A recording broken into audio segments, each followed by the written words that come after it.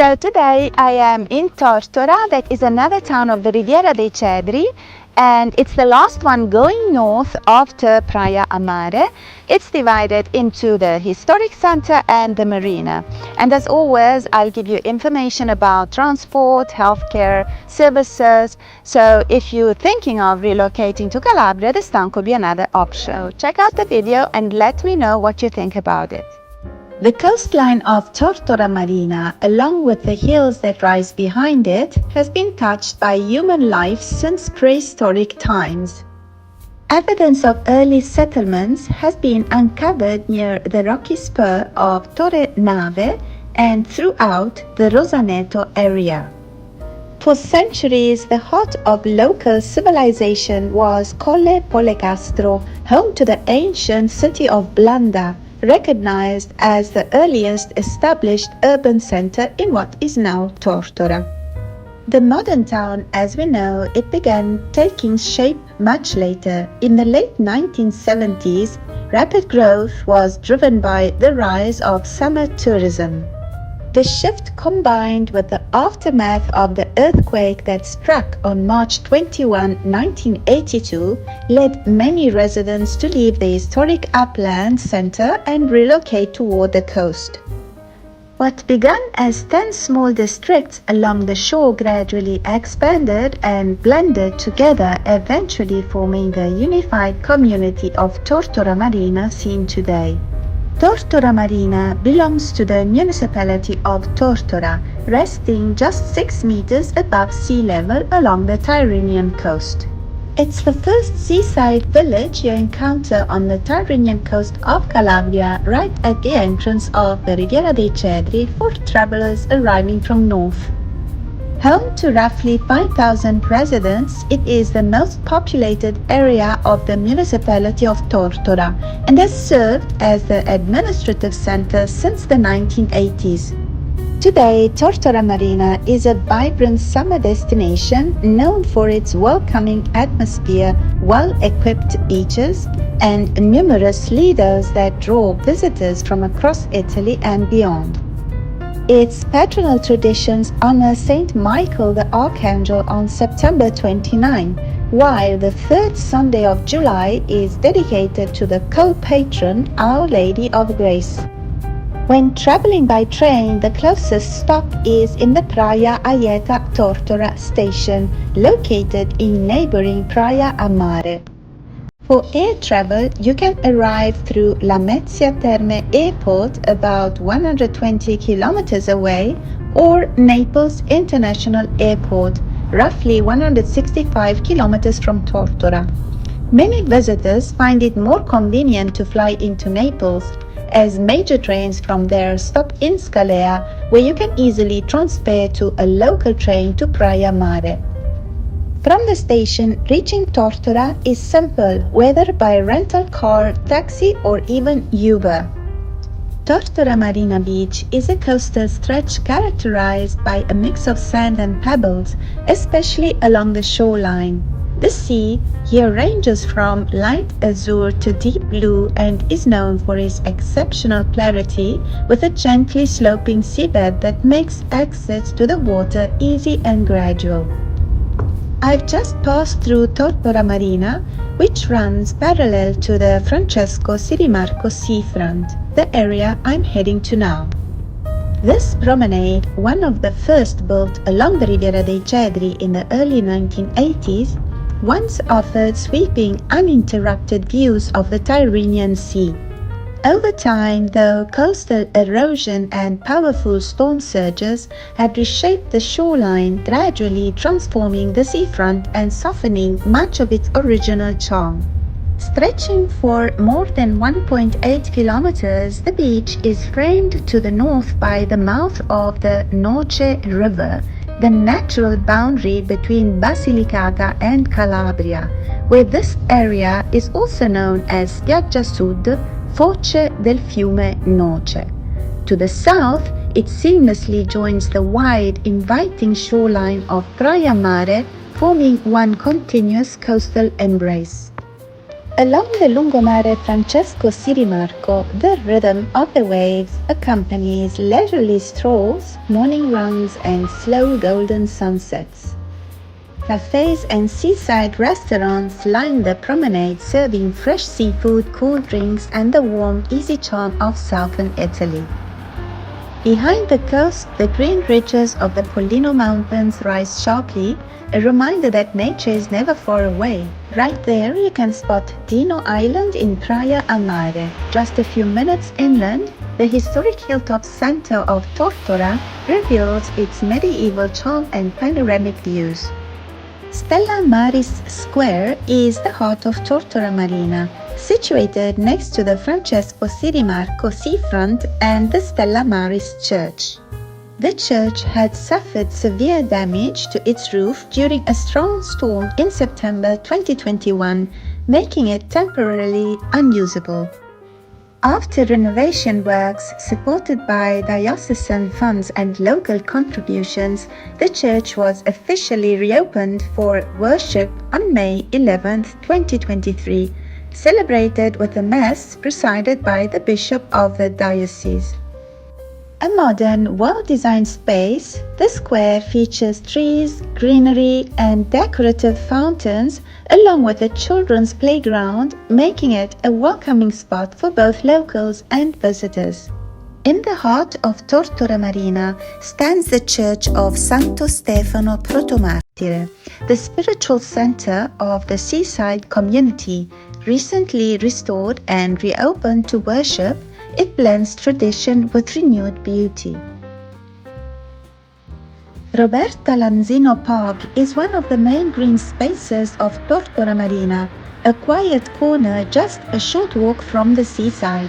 Recently developed, it offers a refreshing break from the beach, with shaded paths, open lawns, and areas designed for relaxation and simple outdoor enjoyment. Set near the northern entrance of the town, the park is easy to reach and serves as a peaceful meeting point for families, walkers, and anyone looking to unwind. The Mausoleum of Blanda Julia in the Pergolo area is a rare archaeological treasure, unique not only in Calabria but across all of southern Italy below Cumae. This circular funerary monument was built with opus coementicium, a strong blend of local limestone fragments and a white mortar, a technique usually associated with the mausoleums of Lazio. Although the person it was built for is still unknown, scholars place the monument in the 1st century before Christ. Over the centuries, it was reused many times, even serving as a threshing floor and later as a mill. Its true significance only came to light during the 1999 excavation campaign, when the structure was finally recognized and studied as one of the area's most important ancient remains. Now, as I head back from the seafront toward the Marina of Tortora, the scenery opens into a beautiful blend of coast and village life. Along the way, small holiday apartments, family-run homes, and modern seaside residences line the streets, each with balconies catching the late light from the sea. The view stretches gently inland, revealing the soft rise of the Pollino Hills, green, wide, and majestic in the distance. Their silhouette frames the marina perfectly, giving the spot of Tortora a unique charm, a place where the calm coastal atmosphere meets the quiet strength of the mountains. In Tortora Marina, you'll find all the essential services within easy reach. The area offers bars, pizzerias, supermarkets, insurance offices, pharmacies and para-pharmacies, a veterinary center, restaurants, car rental options, the local police station, medical guard, and the Red Cross. In short, everything you might need except for a bank. For banking services, the closest branches are in nearby Praia a Mare. And from here, you can spot Torre Nave, Once a coastal watchtower guarding the Tortora shoreline. In antiquity, it stood on a steep cliff directly above the sea, though the coastline has since shifted, leaving the tower several hundred meters inland. Beside it stands the remains of a later residential palace, its old masonry and plaster still visible. Below the tower, a remarkable cave has revealed prehistoric artifacts from the Middle and Upper Paleolithic, proving that humans lived in this area tens of thousands of years ago. And now I'm making my way toward the historic center about 6 kilometers inland. When it comes to healthcare, the nearest emergency room is also in Praia a Mare at the Praia a Mare Civil Hospital. It operates for emergencies and outpatient visits within the public health system, though it is not currently active for hospital admissions or long-term care. For full hospital services, the closest facility is in Belvedere Marittimo. As we head up toward the historic center of Tortora, you can already feel the landscape starting to change. Tortora is one of the oldest settlements in this part of Calabria, and the road we're on now climbs toward the medieval heart of the town. The drive itself is part of the experience. Narrow hillside roads, beautiful views, opening up on one side, and these stone buildings that start to appear as we get closer. Tortora sits right where the mountains meet the coast, so you get this really unique mix of sea air and cool mountain breeze.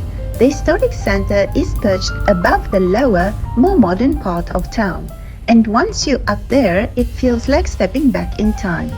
Many of these streets were originally mule paths, so they're steep, winding, and incredibly charming. We're heading toward a part of the town known for its old stone houses, small archways, and viewpoints that look over the valleys below. Tortora's history goes way back. There are traces of ancient Italic and Greek presence around here, and later on the Romans and medieval families shaped the town's layout that we're about to see.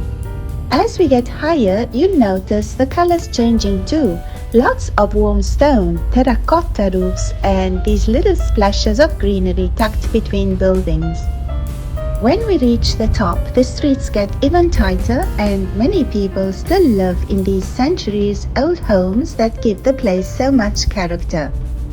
In a moment, we'll arrive right in the historic center, where you can explore the little alleyways, see the church towers, and enjoy that peaceful old-world atmosphere.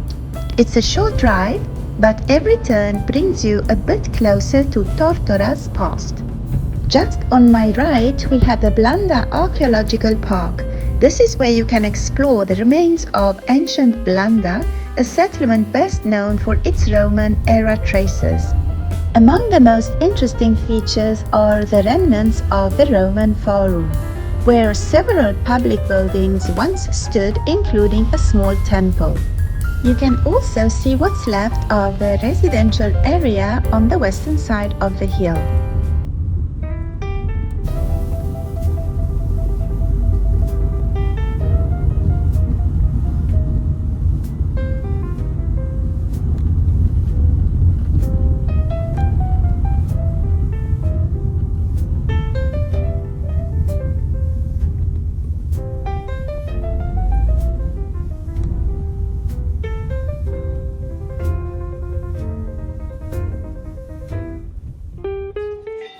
I've just parked my car and now I'm heading into the town on foot to discover its beauty.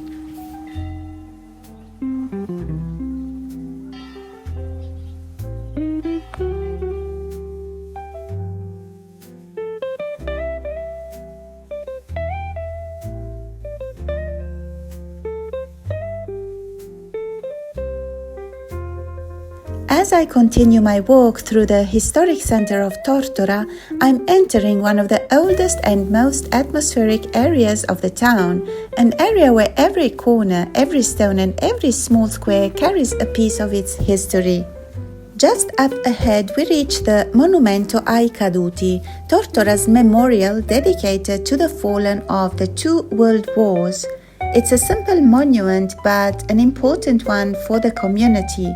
The marble plaques list the names of the men from Tortora who never returned home, and standing here, it's easy to feel the weight of their stories. This spot is a quiet reminder of how deeply the events of the past shaped small towns like this one, far from the main battlefields but profoundly touched by them. From the monument, the lanes lead us toward Piazza Monastero, one of the key squares in the historic center. Perched on the ridge of the old town, this square opens up onto a network of narrow alleys and stairways that climb between ancient stone houses. Piazza Monastero marks the entrance of the medieval heart of Tortora, and it's an ideal place to pause for a moment. From here, you can feel the original structure of the settlement. Houses built directly into the rock, tight passageways designed for protection, and the sense of a community that lived closely connected to both the mountains and the sea below. This is the type of place where you can stand still for a moment and almost imagine centuries of footsteps moving through the same space. Here stands one of the most important landmarks in the old town, the Church of Santissima Annunziata. Dating back to 1577, this church was once part of the Franciscan monastery complex. Its large dome, built in a Byzantine-inspired style, stands out beautifully against the surrounding houses.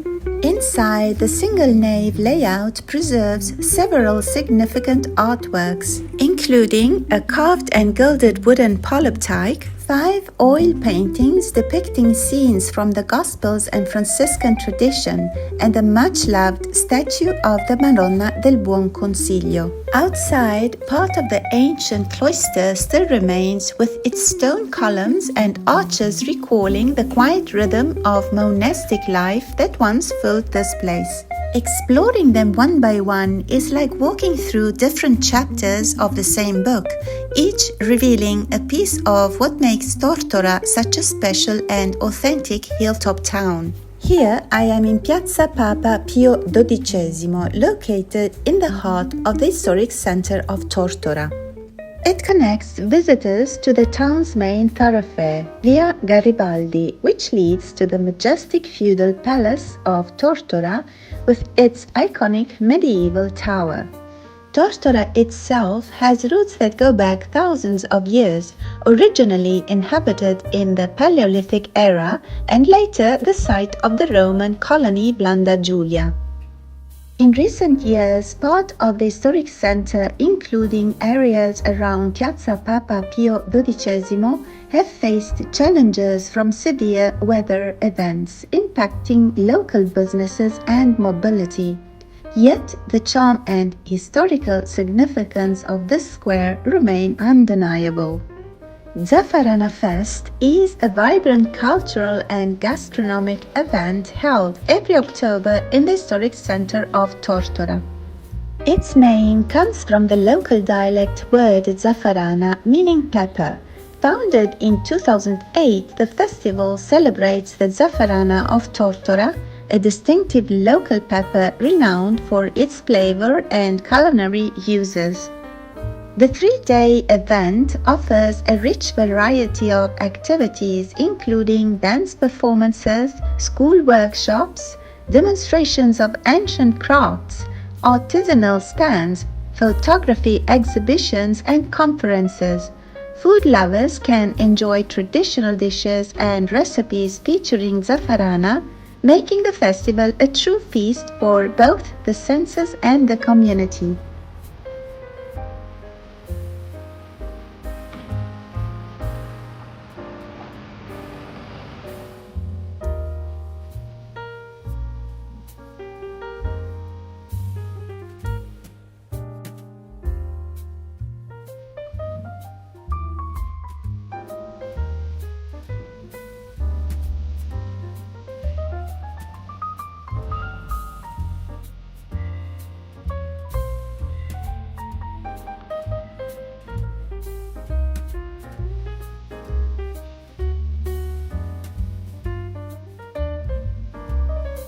One of the most prominent buildings in Tortora's historic center is Palazzo Casapesenna, a large 16th century residence that has undergone numerous transformations. It hosts the Blanda Archaeological Museum, originally opened in the historic Palazzo Casapesenna on April 18, 1998, under the title Fragments from the Past. Expanded in 2001, the museum was moved on May 9, 2015, to its current location on Corso Guglielmo Grassi. Today, I was not able to access it because unfortunately it was closed. Its collection recounts the history of ancient Blanda, the settlement that once stood on Colle Polecastro near the present-day coastal area. The museum features 6 exhibition halls, one dedicated to the Oenotrian culture, one to the Roman period, and 4 to the Lucanian presence.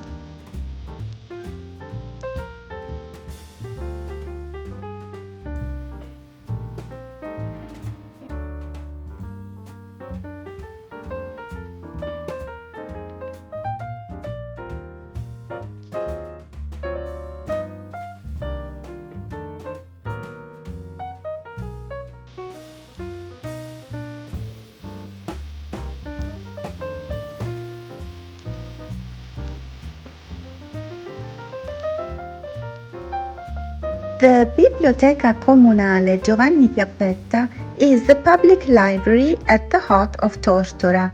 Recently renovated, inside you find a mix of traditional collections, digital resources, and multimedia content, making knowledge and culture accessible to everyone. The library hosts events, workshops, and book presentations, engaging both young and adult visitors alike. Located close to the Blanda Archaeological Museum, it's perfectly situated for anyone exploring the town's rich past while enjoying a modern space for learning and discovery.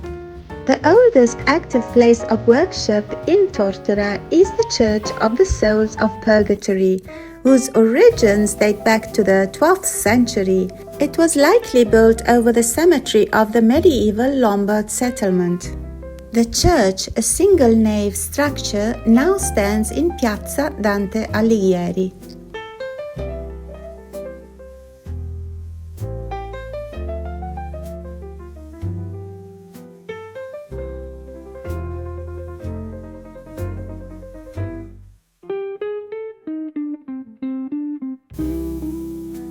I am now walking along Corso Garibaldi, approaching Piazza Plebiscito, where the Church of St. Peter the Apostle stands proudly. This is the main church of Tortora, with origins date back to the late 13th century. In the 18th century, it was completely remodeled, including a reversal on the main entrance, which was originally on the southern side. The church's neoclassical facade features 3 entrance portals, a larger central doorway flanked by 2 smaller side doors. On either side of the main entrance, I noticed ancient stone columns, relics from a pagan temple near the historic town of Blanda. The facade is elegantly divided into 2 architectural orders, Tuscan below and Corinthian above. Statues of Saints Peter and Paul flank a central rose window depicting Christ's blessing, while a bell tower with a clock rises to the left. Until 1907, it housed a 16th century walnut choir stall, now preserved at the National Museum in Budapest.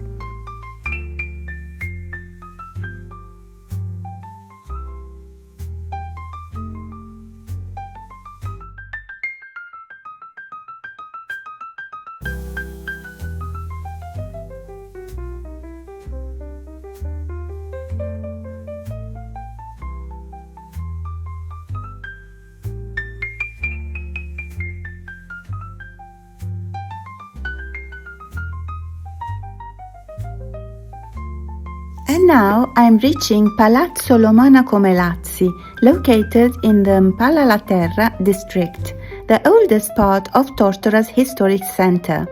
Today it serves as a private residence, but its history is still very much alive. As I approach, I'm greeted by its beautiful stone entrance portal, a loggia, a grand staircase, and a marble coat of arms that hints at the prestige of the family who once lived here.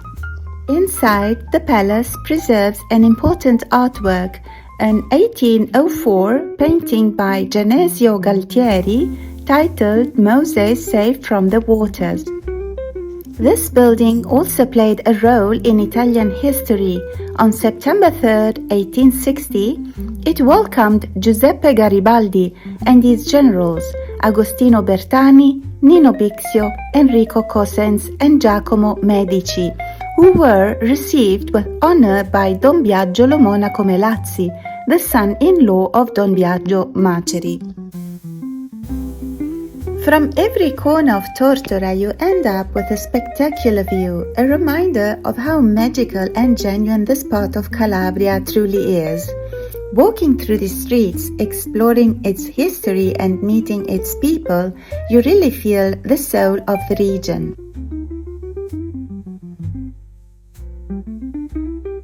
If you enjoyed this journey with me, tell me what you think of this town in the comments. And don't forget to like and subscribe for more stories, more places, and more discoveries coming soon. And remember, if you need help relocating to Calabria or if you have any questions at all, contact me. I'm always happy to help you make this beautiful region your new home.